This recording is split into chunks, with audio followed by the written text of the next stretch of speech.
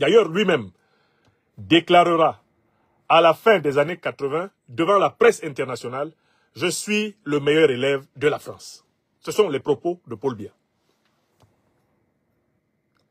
Je vous ai souvent dit que j'ai mes souvenirs d'étudiants dans les années 90 à l'Université du Cameroun lorsque, militants du Parlement des étudiants, nous participions aux manifestations. Je me souviendrai toujours que, alors que les forces de police et de gendarmerie nous fonçaient dessus, parfois même carrément l'armée, parce que M. Biya ne s'est jamais gêné pour sortir l'armée contre les civils, dans le ciel souvent, dans les hélicoptères, tirant les grenades lacrymogènes, les bombes lacrymogènes, et même parfois tirant à balles réelles sur les masses mobilisées, on voyait des officiers français. La répression contre le peuple africain du Cameroun, comme plusieurs autres peuples africains, tout au long du XXe siècle, et même au début du XXIe siècle, a souvent été le fait de forces de défense et de sécurité nationale accompagnées de forces de défense et de sécurité françaises. De telle façon que, dans un pays comme le Cameroun, la répression du régime contre le peuple et la répression de la France contre le peuple ont souvent été confondues. Bon, M. Biya prétend encore cette année qu'à plus de 92 ans, avec des fuites urinaires, et même plus, avec une santé qui vacille en raison de sa sénilité avérée, M. Biya prétend pouvoir gouverner le Cameroun pour 8 ans encore, pour 7 ans encore, jusqu'à sa 100e année. C'est d'une absurdité absolue et on sait très bien que cet homme-là est une marionnette, c'est un jouet qui est tenu par l'oligarchie constituée par sa famille, les généraux corrompus qui tiennent les forces de défense et de sécurité pour quelque temps encore, et quelques ministres triés sur le volet de la logique de la politique alimentaire qui anime plusieurs Camerounais de toutes les origines et de toutes les régions. C'est cette politique alimentaire qui justifie l'existence de cette ignominie, de cette aberration qui s'appelle le RDPC. Rassemblement démocratique du peuple camerounais. Je n'ai pas dit démocratique. Un rassemblement démocratique du peuple camerounais. C'est un rassemblement d'individus corrompus de toutes les régions, de toutes les ethnies du Cameroun, au service du despotisme, et bien des Biyaz, du néocolonialisme français, de l'impérialisme occidental. C'est une oligarchie d'ennemis de l'Afrique qui tient mon pays natal en otage pour quelque temps encore. M. Biya prétend donc, ou plutôt il se fait prétendre, il se fait déclarer candidat à une énième foire électorale où les listes électorales n'existent pas. Elles ne sont connues de personne. La commission électorale est sous le contrôle de ses seuls partisans, la fameuse Elekam. Le Conseil constitutionnel est sous le contrôle de ses seuls partisans, incarné par le visage ténébreux de Clément Atangana, ennemi du droit, un individu légiphobe. Les forces de défense et de sécurité sont encore à la botte du clan. Les régies financières de l'État sont utilisées comme fonds privés par Biya et sa famille. Les médias publics sont confisqués et tout naturellement la diplomatie verrouillée en faveur du maintien à tout prix au pouvoir de la dictature de Paul Biya. Dans ces conditions, il dit qu'il est candidat. Et cette fois-ci, il a pris la précaution d'éliminer d'abord 70 concurrents potentiels et d'éliminer systématiquement tous ceux des candidats qui auraient pu oser revendiquer une victoire volée le 12 octobre 2025. Il n'est resté qu'avec 11 petites marionnettes qui ne sont rien d'autre que ses propres jouets. Des pseudo-opposants, des figurants qui, au lendemain du 12 octobre, feront profil bas, attendant le partage des postes et les rémunérations pour leur participation, eh bien, à la farce qu'on ose appeler élection présidentielle et que nous avons appelée pourrie élection, une pourrie élection. Ce monsieur dit qu'il est candidat, ou du moins il fait dire, ou on lui fait dire qu'il est candidat. Jamais lui-même ne se tient, parce que d'ailleurs il lui est difficile de se tenir longtemps devant les Camerounais, jamais il se tient vraiment devant les Camerounais pour dire « J'ai bientôt 93 ans, je veux vous administrer, ou prétendument vous gouverner jusqu'à ma 100e année. » Lui-même ne se tient pas devant les Camerounais pour dire cela. Il est invisible. Il est complètement transparent. Consacré à son rabibochage, à son rafistolage, à son bidouillage, à son requinquage, à son artificialage par sa famille et l'oligarchie qui profite du Cameroun en utilisant ses soi-disant hautes instructions, ce monsieur-là ne s'annonce pas lui-même candidat. Et pendant donc que ses partisans organisent une campagne, mais ténébreuse, une campagne fantomale, en utilisant sa photo, comme étant focalisateur d'énergie pour incarner sa présence dans un lieu, dans ce que nous avons appelé la photolatrie, le culte de la photo du tyran. Pendant que ses partisans sont obligés d'aller s'accrocher à des statuettes, supposées substituer l'absent, le fantôme, le figurant, le pantin, le manipulé, la marionnette de l'oligarchie criminelle qui se sert de lui pour continuer à sucer le sang du peuple camerounais tel des sangsues.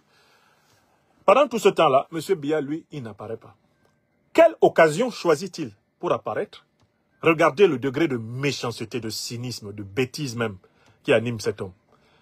Il choisit d'apparaître pour la première fois depuis sa soi-disant déclaration de candidature pour faire ses adieux au général Thierry Marchand, ambassadeur de France sur le départ le 1er septembre 2025. Astaghfirullah. Bébé Zamba, Aloktara, Mbouji. Ce n'est pas possible. Zapa Baba, Maman Nangai. Dans quelle langue faut-il jurer ici? Quelqu'un qui dit à la population de son pays, je suis candidat à la fonction de magistrat suprême du pays.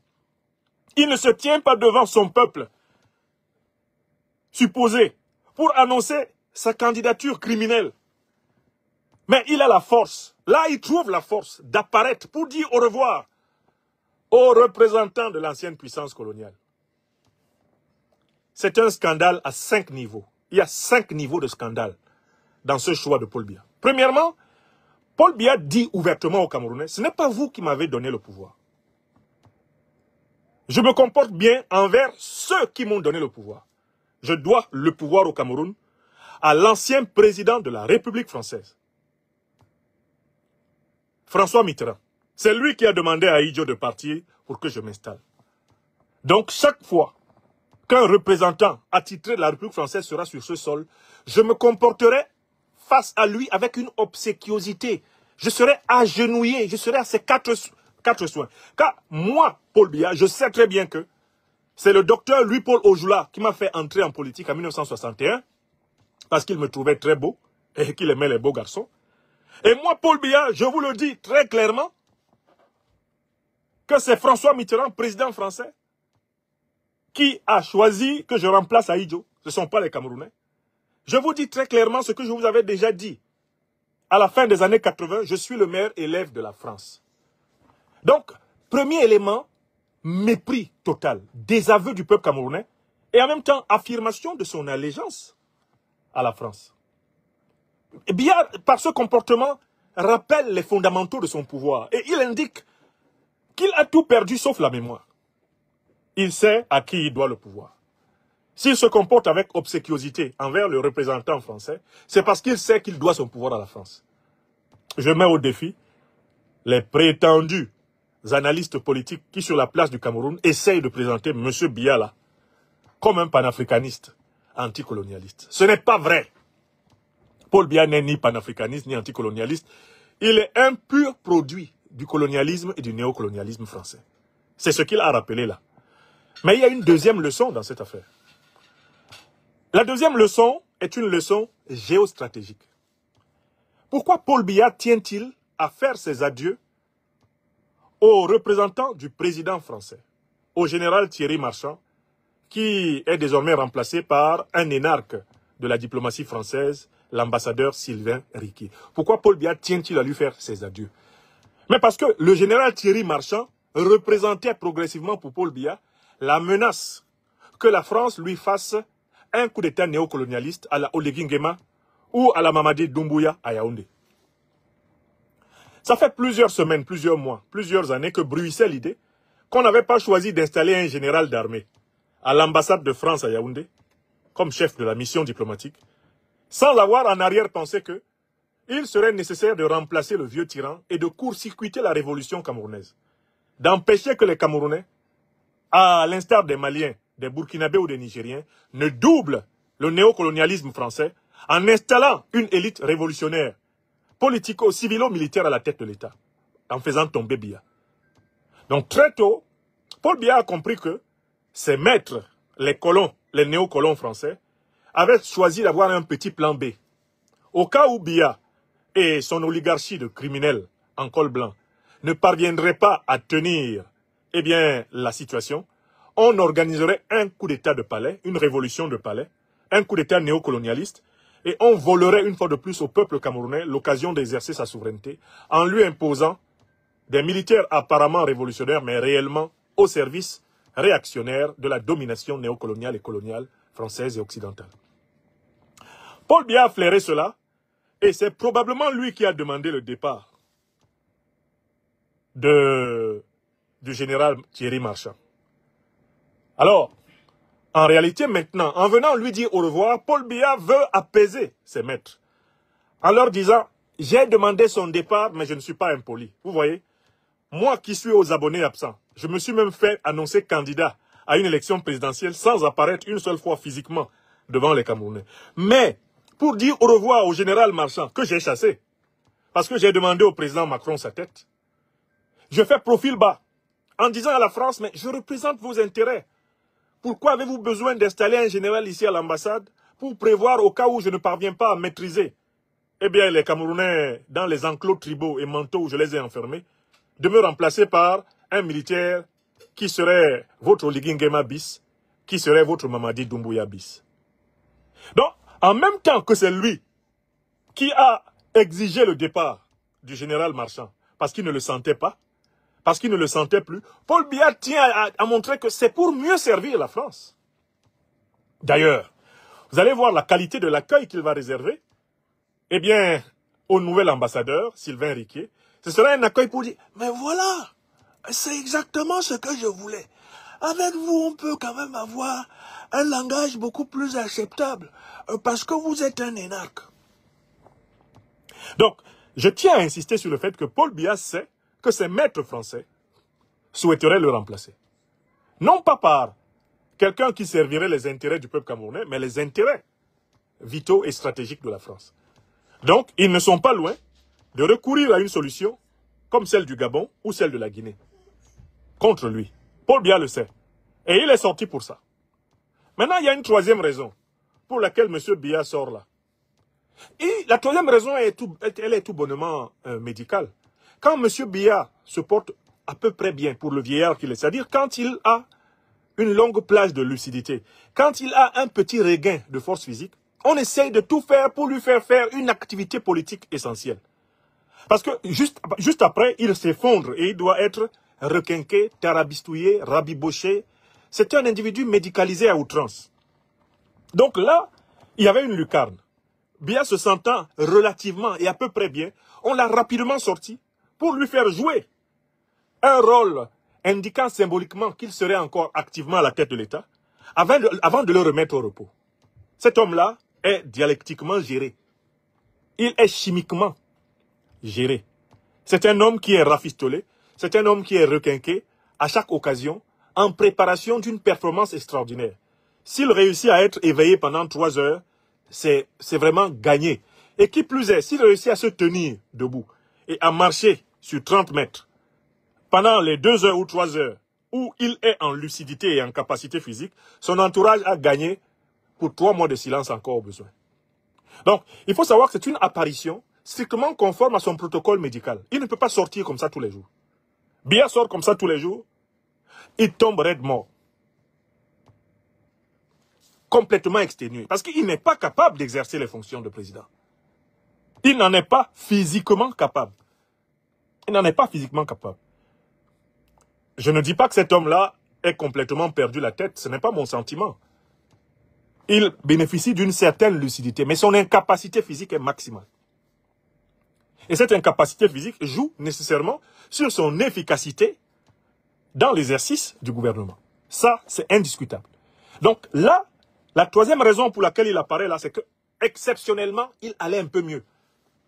Exceptionnellement, on a vu qu'on pouvait le sortir. Et on l'a sorti rapidement, puis on l'a remis, en effet, au laboratoire. Parce que il faut à nouveau le requinquer, le relancer, il faut à nouveau le rabibocher, le tarabistouiller, le traficoter, pour prévoir que ce type-là soit encore capable de faire 1 heure ou 2 de lucidité dans une cérémonie politique. Dans plusieurs cérémonies politiques, par le passé, on a vu qu'il a failli y clamser. Il a failli mourir ici pendant les Jeux Olympiques à Paris. Ils l'ont exposé à la pluie. Il a fait 3 mois à 4 mois, dont certaines journées dans le coma. Oui! Regardez ce qui s'est produit pendant certains défilés. Et la couleur de son siège quand il s'est levé, ayant perdu les os. Cela est arrivé plusieurs fois. Donc c'est quelqu'un qu'on ne sort que délicatement. Après avoir encadré médicalement, après avoir évalué sa capacité de tenir bon le temps d'une séquence cérémonielle. C'est la 3e raison. La 4e raison, elle est bassement politique, politico-politicienne. Biya vient rappeler à ses partisans qui sont pressés de se battre pour lui succéder, et il vient rappeler à ses opposants figurants que c'est toujours lui, ou du moins c'est toujours son nom qu'on emploie pour partager le pouvoir politique au Cameroun. Par cette apparence, il nourrit son petit ego de l'illusion qu'il est encore le chef, alors qu'il est l'otage de sa femme, la première dame Chantal Biya, l'otage de son fils, qui est pressé de lui hériter, de lui succéder. Il est l'otage des généraux qui tiennent les unités capitales du pouvoir. Il est l'otage des présidents et directeurs des entreprises d'État stratégiques. Il est l'otage de ceux qui, en réalité, à travers lui, continuent à remplir leurs comptes dans les paradis fiscaux, leurs comptes dans les planques bancaires d'Occident, d'Amérique et du Moyen-Orient, et je ne sais, et j'en passe. Paul Biya est en réalité un homme pris en otage par son clan. Son clan ne veut pas partir, et son clan est prêt à le maintenir, même artificiellement en vie, le plus longtemps possible, afin de continuer à piller le Cameroun. Enfin, il y a une 5e raison que je vois dans cette attitude de Paul Biya envers les Camerounais. Paul Biya a un seul problème, lui personnellement, c'est de mourir au pouvoir et être enterré au Cameroun. Pourquoi? Parce que lui, celui qui lui a transféré le pouvoir sur ordre de Mitterrand, à savoir Amadou Ahidjo, il l'a fait mourir en exil et enterré au Sénégal. Ahidjo, le premier président choisi par les Français pour notre République bananière du Cameroun, est mort en exil et a été enterré au cimetière de Dakar-Yoff. Paul Biya, qui connaît la loi d'action-réaction, est habité par une peur absolue, totale. La peur de se retrouver en exil et d'être enterré en exil, comme il l'a fait pour Ahidjo. Donc, à la fois, c'est quelqu'un qui veut vivre et qui veut mourir au pouvoir. Il veut vivre au pouvoir, ça, il a sacrifié sa dignité depuis 1961 pour accéder aux positions politiques qu'il a aujourd'hui. Mais il veut surtout mourir au pouvoir, parce qu'il pense que c'est ainsi qu'il bénéficiera d'une sépulture, qu'il bénéficiera de tous les mausolées en toc qui sont en train d'être construits pour lui et pourtant qui voleront tous en éclats. Dès que les Camerounais sortiront par millions dans les rues du Cameroun, les premiers monuments auxquels ils vont s'en prendre sont les bustes de Paul Biya.